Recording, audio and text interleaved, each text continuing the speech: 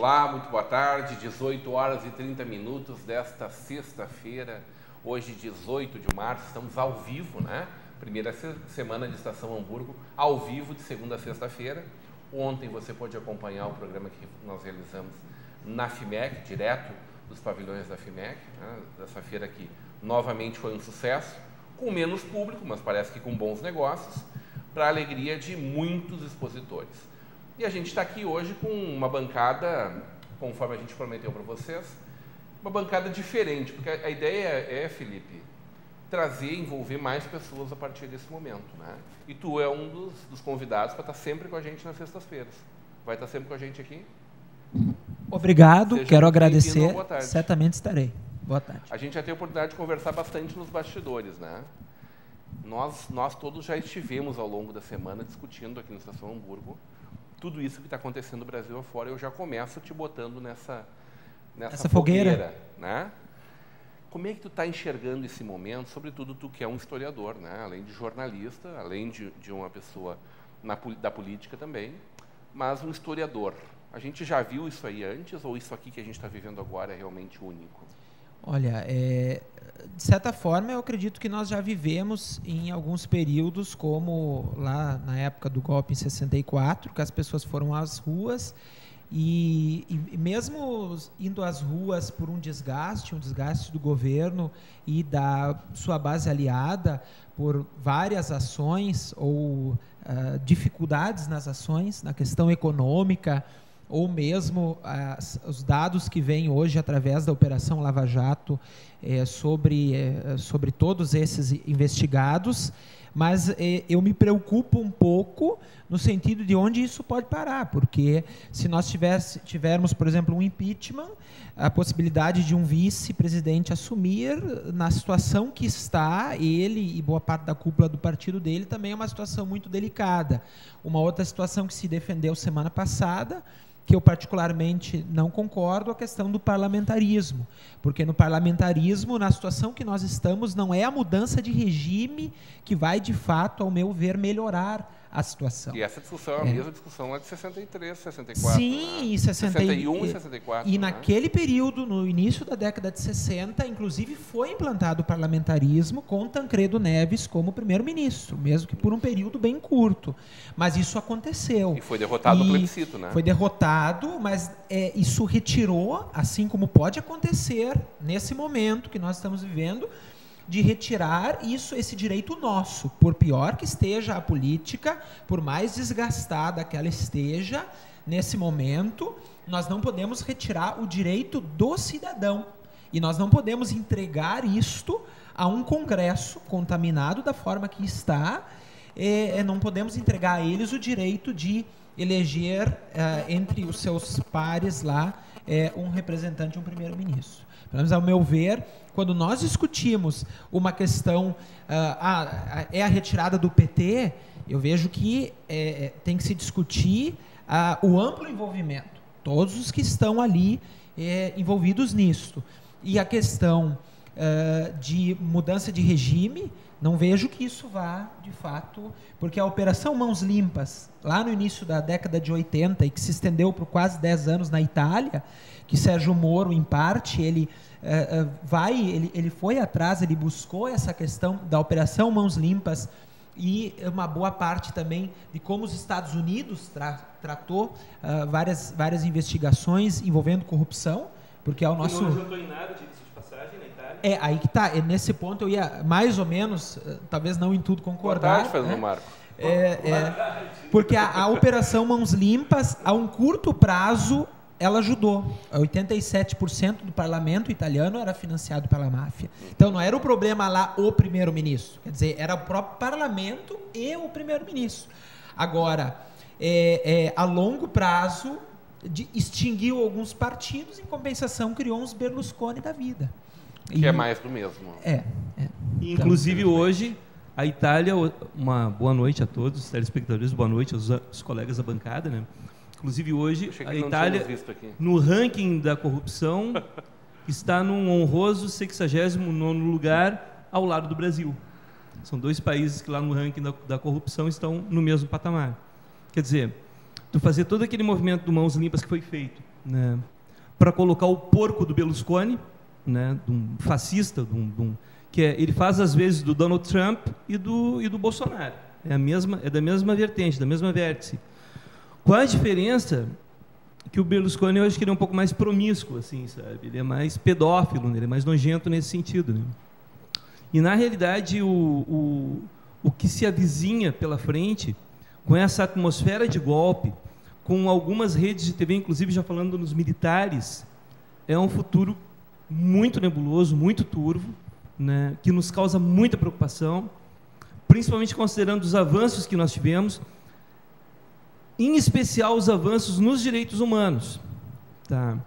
Na relação do avanço que nós tivemos em relação à mulher, que a partir de agora, no momento em que há um impeachment, e se acontecer, se ele for levado a cabo, e esse plano, que daí é o plano da grande mídia, da Globo, orquestrado com aqueles que têm interesse no pré-sal, nas petrolíferas dos Estados Unidos, né? Isso tudo tem que ser colocado na conta, porque a mesma conta de 1964 são os mesmos requisitos, os mesmos ingredientes que levaram o suicídio, o Getúlio ao suicídio, são os mesmos elementos que em 64, inclusive, depuseram o Jango e colocaram, inclusive, o Kubitschek na linha de tiro, porque o Kubitschek também foi acusado de ter, não um sítiozinho merreca lá na cidade, e nem um apartamentozinho triplex. O Kubitschek foi acusado, na época, pelo jornal O Globo, de ser dono de um edifício, que depois ficou comprovado que não era. Então, é contra isso que a gente está lutando, e contra uma justiça, um poder judiciário, e aí eu falo com certa propriedade, porque eu, na condição de advogado,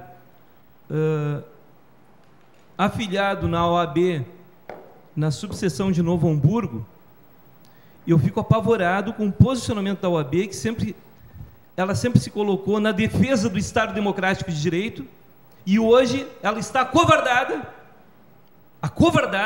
Ou a moção de repúdio contra ti. Acovardada. A OAB Nacional está acovardada. Mas a gente conhece nas mãos de uma decepção que foi o Lamáquia, que está sendo o Lamáquia o presidente nacional da OAB. Por não ter. E aí ele deveria ter. Não, o Lula não deveria ter feito esse pronunciamento, em hipótese alguma, né?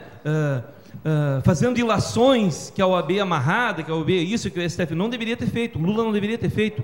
Mas, acima de tudo, o Lula não deveria ter sido grampeado. Grampear um telefone de um ministro, de um futuro ministro, de uma liderança que nem o Lula e de uma presidente da República, isso é um assinte, é uma afronta a um dos princípios mais sagrados, que é o princípio da privacidade de cada um de nós tem direito. Então, agora, o senhor e a senhora, que estão aí daqui a pouco o senhor e a senhora estão se separando, aí vai lá um juiz e grampeia o telefone do senhor e grava a comunicação do senhor com a sua amante. Como é que o senhor vai se sentir? É isso, é essa relação que as pessoas não estão fazendo, é o perigo que a gente está correndo, que nós, como cidadãos, estamos correndo. Fernando, pode continuar falando, apresenta os nossos outros colegas aqui. Desculpa. Fernando na TV. Não. A gente podia mudar o nome da Estação Hamburgo para a Estação Fernando. Eu vim substituir o Gilney, na realidade, né? Esse espaço. O Gilney tá bem, viu, Fernando? E tá bem substituído. Tu não deixa... Não, pelo contrário. Muito bem substituído. Saiu o Messi e entrou o nosso amigo Cristiano Ronaldo. Saiu o Messi e entrou o Zidane. O nosso amigo Gilney é uma pessoa muito mais polida, muito mais calma, muito mais reflexiva quando fala, entendeu? Tu não te deixa tomar pela emoção. Agora, meu amigo Gilney, meus companheiros e minhas companheiras que estão lutando contra o golpe, contra esse golpe. Vamos apresentar o pessoal, Fernando, a gente volta a conversar. Foi uma brincadeira só voltar a palavra para ti, não precisava da sequência aí. Pablo, boa tarde. Boa noite, boa tarde. Ocupando o teu espaço. Mais aqui, uma então. vez um prazer participar dessa mesa. Meu primo, Dejair, e jornalista, muita propriedade em falar. Rodrigo, o melhor mediador aqui da TV hamburguense mesmo. No Canal 14. Rodrigo, que é Felipe, que é um escritor, historiador, aprendi já, começando o programa, já saí aprendendo, e o Fernando, que hoje está pedindo, né? Eu ia vir bem calmo, mas não vou falar, cara. Eu estudei hoje de tarde para falar com o Gilney, mas veio o Fernando. Mas seguinte, já recebi mensagem aqui do Canizio dizendo que a ditadura tá entristecendo esse país. Que bom que o Canizio não está aqui hoje. E eu não concordo, viu, Canizio? Ia fugir. Sabe por que, Canizio? Sabe por que eu não concordo, Canizio? Porque ainda não é uma ditadura. O que o Fernando está falando aqui é porque é uma ditadura. É uma ditadura isso aí. Porque, olha, se a Globo é culpada de tudo isso, Fernando, que tá acontecendo, meu Deus, cara. Não então... só a Globo. A Globo, a Fiesp. A Fiesp, sabe por que um pouquinho antes do golpe, ela já colocou uma faixa, impeachment, coisa e tal, e já tinha 100 mil pessoas lá na frente. Mas no tempo do Collor lá também, cara. Tinha vocês na rua lá, botando um monte de faixa. Não, o movimento era diferente. Eu acho que vai. O movimento foi crescendo. Depois é que a Globo começou a divulgar por causa do número de pessoas que estavam na rua. É diferente hoje. Hoje tem toda uma amarração. Eu não reconheço o golpe de 92 como um golpe legítimo, tá? E eu não vou nem entrar na discussão. Foi um golpe. Eu não vou nem entrar na discussão se por um acaso esse golpe de 92, de derrubada do presidente Collor, foi legítimo ou não, tá? Porque eu acho que o presidente Collor devia sair, ok. Isso é um ponto. Não devia ter entrado na minha convicção, mas tudo bem. Agora, a grande questão é, 92 também me pareceu desde o primeiro momento inflado. Eu venho dizendo, Felipe, defendendo aqui nesse espaço, usaram que o cara o único movimento realmente legítimo dentro desse Brasil, espontâneo em toda a nossa história, movimento de grande massa, foi o movimento de 2013. Ali sim, ali tu veio do nada da vírgula, né, as passagens, Porto Alegre, e o pessoal gostou daquele negócio de protestar contra uma coisa legítima, e se amontoou, e cada um levou seu cartaz diferente. Tinha do lado de um xingando um, outro xingando o outro e por aí adiante. Vamos falar sobre isso em seguida. Vamos dar boa tarde pro Deja, porque senão o Deja vai passar. O programa não vai dar nem oi. Eu ia dar boa noite, né? Boa noite aos telespectadores, aos colegas de bancada. E eu só queria dizer pro Fernando, pro Fernando Marco, em relação a Grampo, né? Essa história de casal com amante, não sei o quê. Esse exemplo é muito meio tosco, né? Porque o cara só é grampeado se a justiça autoriza, porque ele está sendo investigado de algum crime, né? E o senhor Lula foi grampeado. Não foi a Dilma que foi grampeada. Quem mandou ela ligar para ele? Isso eu não tinha me ligado ainda, né? Eles não grampearam a presidente da República. Eles grampearam o ex-presidente, que é um cidadão, ela porque ele não é um cidadão comum como eu. Sinceramente, deixa. A presidente não é uma pessoa comum. Mas aí ela é não uma foi questão grampeada. de Estado. Mas a conversa não podia ter sido divulgada. Eu acho que não podia ser. Ele agiu. O The Economist está baixando o pau no judiciário brasileiro. The Economist. Rodrigo, a Folha de São Paulo, que está dentro da grande mídia do Fernando, fez um editorial dizendo que houve um extravio. Eu também concordo, mas vamos Isso não podia ter acontecido. O resto... Mas é o seguinte, cara, mas vamos esquecer isso, então. Vamos supor que não... Essa é a pergunta que vale, eu acho. Vamos esquecer que isso aí foi... Vamos fazer de conta que não foi divulgada essa gravação e eles estão sabendo nesse exato momento de estudo e a gente não sabe disso.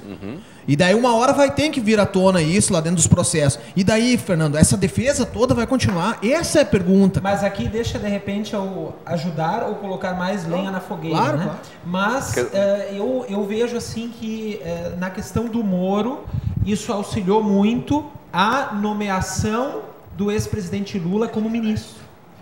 Porque, por mais que possa ajudar, de repente, uma entrada do ex-presidente nesse momento, numa negociação com o próprio PMDB ou com outros partidos, que nesse momento que o barquinho está afundando, estão meio que pulando fora, mas eu vejo que não pegou bem para o governo, claro para a própria presidente, e isso acabou, talvez, antecipando alguns fatos. Não, e o objetivo não era antecipar alguns fatos? Eu acredito que isso Qual foi o objetivo do juiz ao fazer isso? Não é botar mais querosene na fogueira? É antecipação. Não é? Eu não vejo assim. Ele era portador de uma informação. Não somos ingênuos, né? Eu não sou ingênuo, não é. Num momento crucial da questão. Fora do horário que ele tinha autorizado. Ele confirmou que ele divulgou uma conversa fora do horário que ele autorizou. Mas não foi divulgado ainda isso aí. Não foi confirmado isso aí pelas operadoras. Ele confirmou. A operadora tem que ser avisada, eu vi hoje da tarde, sobre essa Ela é avisada às 11 e pouco da manhã. Isso. E a partir daí ele recebeu esse conteúdo e divulgou. Isso? Ele confirmou. Tá. Ele confirmou. Ele disse que realmente estava fora do horário que ele tinha determinado. Mas independente disso, né? Eu acho que... Que bom que ele divulgou. É isso. Eu também acho que foi errado ali a divulgação, porque eu acho que uma investigação tem que ser silenciosa, entendeu?